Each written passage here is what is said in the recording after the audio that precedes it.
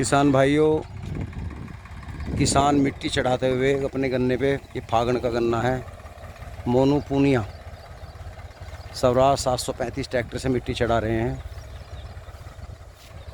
ये देखिए, ये भाइयों 30 इंच पर बोया गया गन्ना है।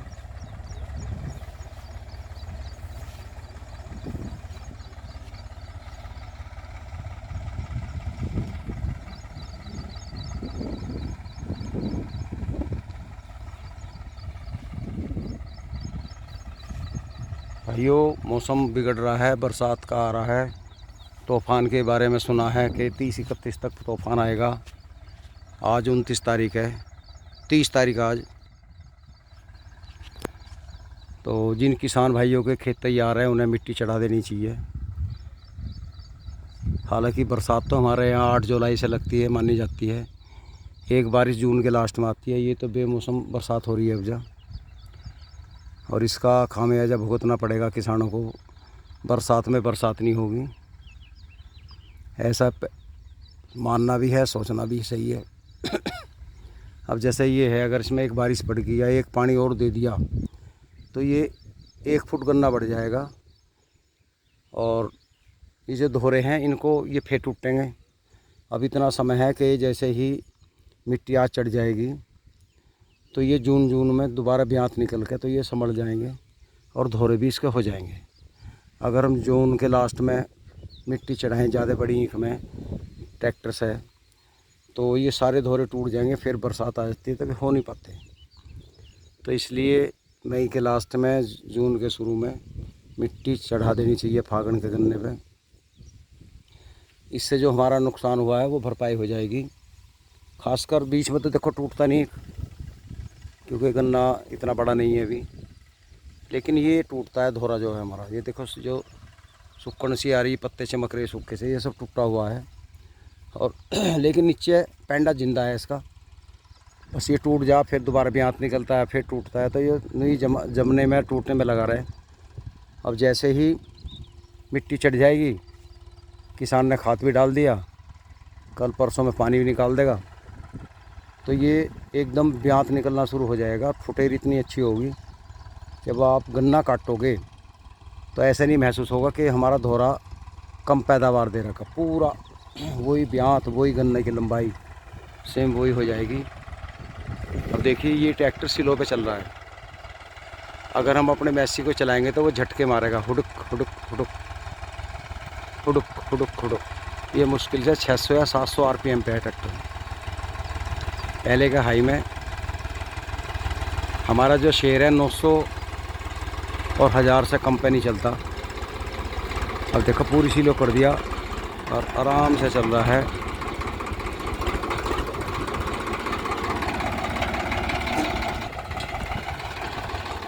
घुमावदार अगला एक्सल है, काट बढ़िया है, सेम मैसी की तरह घूम रहा है, कोई दिक्कत नहीं है। अब देखो, पहिए उतर गए, ये पोवे टूट गए, मुड़ गए, कुछ तो खड़े हो जाएंगे, लेकिन किचल गए। अब देखो, सीलो पे चल रहा है। मैं अगर अपने ट्रैक्टर को यहाँ चलाऊँगा तो झटके मारता है, बस यहीं गड़बड़ है उसमें, और कुछ कमी नहीं है मैसी में। 41 10 35 है, वे झटके नहीं मारते। हमें अगर इस हंटिंग का पता होता, चला के पहले देख लेते, तो हम 45 ही नहीं लेते, या तो 41 लेते, या वो 45 जो है ना 46 HP वाला, इसके बाईं साइड में साइलेंसर है, वो हंटिंग नहीं करता, उसको लेते हैं। या 72-50 जो 46 HP वाला, वो लेते हैं। ये जो 50 HP वाला, इसमें हंटिंग है। कुछ किसानों को तो पसंद है, देखो हमें नहीं बिल्कुल भी पसंद, क्योंकि हमारा काम सिलो पे चलने का। हम गांव के बीच में कुछ चलेंगे ट्रैक्टर हैरो टीलर लेके, तो बिल्कुल सिलो पे चलते हैं। और वो 900 1000 से कम पे पसंद ही नहीं करता चलना, झटके इतने मारता है। अगर आप क्लिच पे पैर ना रखो तो वो झड़क झड़क झड़क, बच्चा तो गिर जाएगा, पकड़ के कूदता है ट्रैक्टर। ये मैं बुराई नहीं कर रहा, हर 245 वाला अपने को चला कर देख ले, गांव के बीच में चलो, पूरी सिलो पे ले गए और उसकी चाल देखो, क्या वो सही चल रहा है, या तुम्हारे में गड़बड़ है कुछ, या सभी के में है। वैसे मैंने 2-4 ट्रैक्टर देखे, सभी में यही है। एक बार एक किसान आलू बो रहे थे, आलू की मशीन थी और वो 600 आरपीएम पे सिलों पे चलाया जा रहा था और वो झड़क झड़क झड़क झड़क इतनी भद्दी आवाज़ कर रहा था। मैंने उनसे कुछ नहीं कहा, लेकिन मैं महसूस किया और झटके मारता मारता वो आड़ू बखेर देता। और वे लड़की बैठी दोनों तरफ नफरी, वे बेचारी आड़ू पकड़े थी, नीरे आड़ू नीचे गिर जाते। वहीं एक 241 चल रहा था थोड़ी दूरी पे, वो बिल्कुल शांत चल रहा था, कोई झटका नहीं कुछ नहीं। तो ये भाइयों सारे मेरे तजुर्बे किए हुए हैं, मैं वैसी बुराई नहीं कर रहा, सच्चाई बता रहा हूँ। झूठ में बोलता नहीं, कड़वा सच बता रहा हूँ। कंपनी वाले को बुरी लगे, डीलर को लगे, किसानों को लगे, उससे मुझे कोई मतलब नहीं है। सच बात बता देनी चाहिए।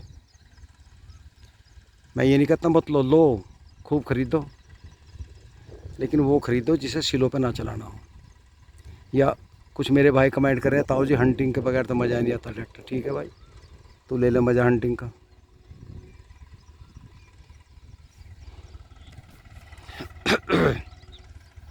तो भाइयों बात स्वराज की चल रही थी। स्वराज बढ़िया ट्रैक्टर है। देखो ट्रैक्टर तो हर कंपनी के बढ़िया, मैं यूँ नहीं कहता कि और बढ़िया नहीं है, क्योंकि मेरे जो चैनल पर जुड़े हुए हैं सबके पास सब कंपनियों अलग अलग ट्रैक्टर हैं, सभी के बढ़िया हैं और उन्हें ही पता है किसके में क्या कमी है, किसका अच्छा है किसका बुरा है, सब जानते हैं अपने बारे में। लेकिन कुछ की तो मजबूरी है, वो बदल नहीं पाते भाई, बजट नहीं है। जैसा हम हैं, हम बदल नहीं पा रहे। तो कुछ ऐसे किसान हैं जो इन बात पे ध्यान नहीं देते।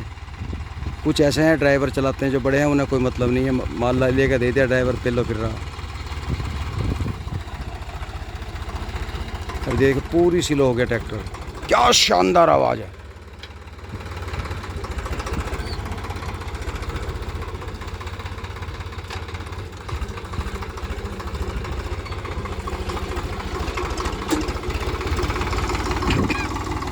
ये ट्रैक्टर खेती के में काम के लिए, चाहे अपना काम हो किराए का हो, बहुत बढ़िया ट्रैक्टर है, सफल है, कोई भी चूक नहीं है इसमें, कोई कमी नहीं है, क्योंकि हमने 10 साल चलाया है। ये तो जिसके पास जिस कंपनी का वो चूक किसी में नहीं है, लेकिन मैं तो अपना तजुर्बा शेयर कर रहा हूँ आपको।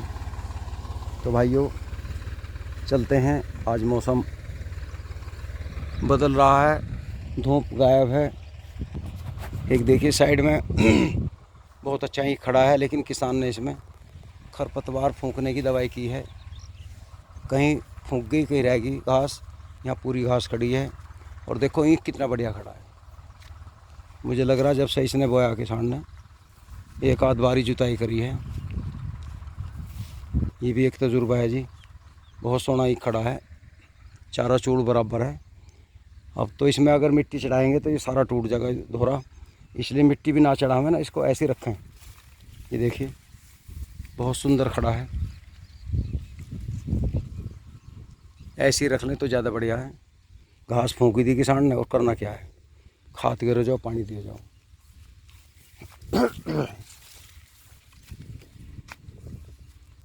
ये देखिए बहुत विकट घास है धोरे पे, इसकी लेट जुताई हुई, अगर बारिश पड़ेगी तो ये घास गले में घल जाएगी। लेकिन कोई बात नहीं, ईंख ईंख ही है। गन्ने की पैदावार तो 10 फुट से ऊपर जाती है, और घास की जो है मुश्किल से 1 फुट, और 1 फुट भी नहीं होने देंगे। घसारी जो है अभी आएंगे और वैसे काट कर ले जाएंगे, और भादवे में आकर सब घास सूख भी जाए, ये भी तय है। तो घास से ज़्यादा ना घबराएं। कुछ मेरे भाई इस घास के चक्कर में अपनी फसल के जो है ना खाद पानी नहीं देते और घास पे लगे रहे, गन्ने को टाइम लेट हो जा। अब इसके 2 कारण है, या तो फावड़ा निकलवा दे एकदम, या अपना खाद वाद की तैयारी करें, बाद में खरपतवार फूंकने की दवाई कर दें। लेकिन मैं जो बता रहा हूँ, जिस तरह जुताई की है किसान ने, इस हिसाब से इसमें खरपतवार नाशक दवाई ना हो गए, इसकी खुदाई होनी चाहिए। एक बार फावड़ा लिकड़ जाए, बारिश पड़ेगी तो ठीक, ना पड़ी तो कोई बात नहीं, 4 दिन में सारी घास सूख जाएगी।